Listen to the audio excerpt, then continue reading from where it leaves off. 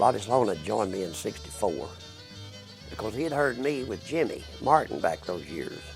He happened to be passing, and he said he heard a banjo. So he stops, he comes in.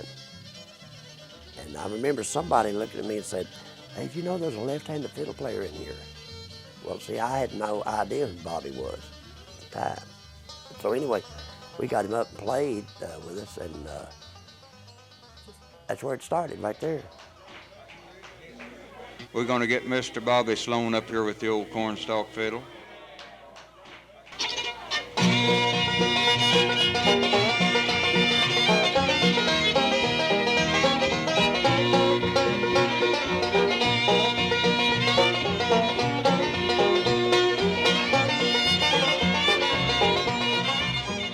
At that time, next would have been a young college student named Gordon Scott came into the group. The way that it was listed on the sign was the Joslin brothers with J.D. Crowe and the Kentucky Mountain Boys. Well, the Joslin brothers were Charlie and Bob, and then he had J.D. Crowe, and then there was Ed Stacy. So Ed was the Kentucky Mountain Boys. I got a call from J.D. I remember this, it was on a Monday night. And J.D. calls me up and he goes, "Hey, Gordon," he goes, "Listen, me and Charlie and Bobby are breaking up," and he says, "You know, I got that regular thing at Martin's on Wednesday night. Would you want to play the guitar and sing tenor?" And I said, "Good God, yes.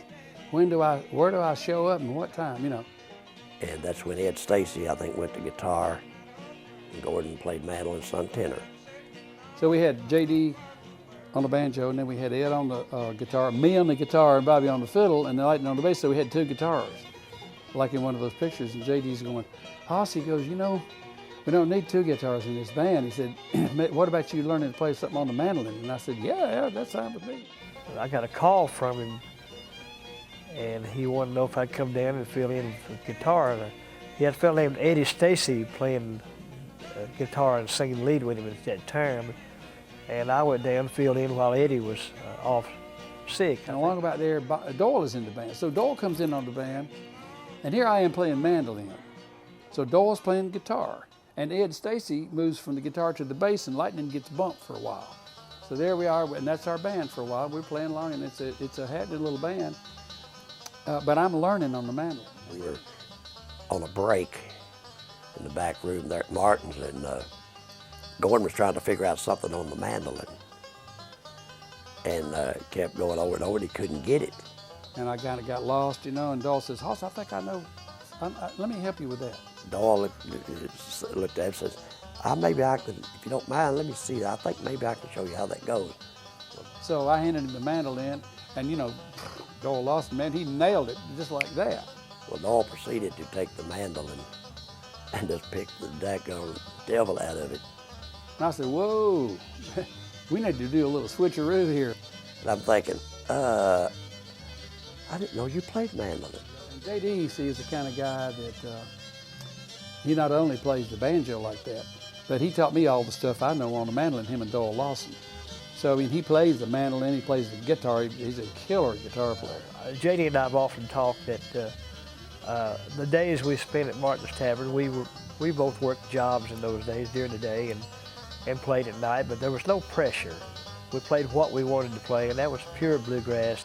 I was going to school and getting paid for it, so once that was done, I had to get to work. So there was no teaching job for me there in Lexington. So basically, I left the band in '68 to go over to Madisonville to start teaching school. And in 1968 is when we left there and went to the Holiday Inn.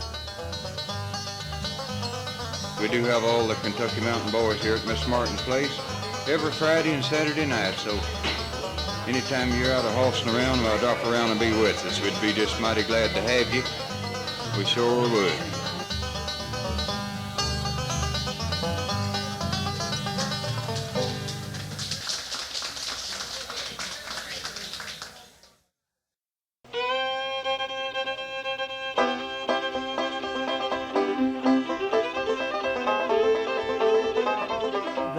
A girl came with a party out there, and her father owned some of the Holiday Inns. She told her dad about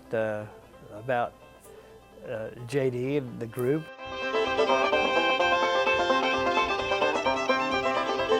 finally the owner of that Holiday Inn came to Martin's one night and introduced himself to me and asked me if I would be interested in working at the Holiday Inn.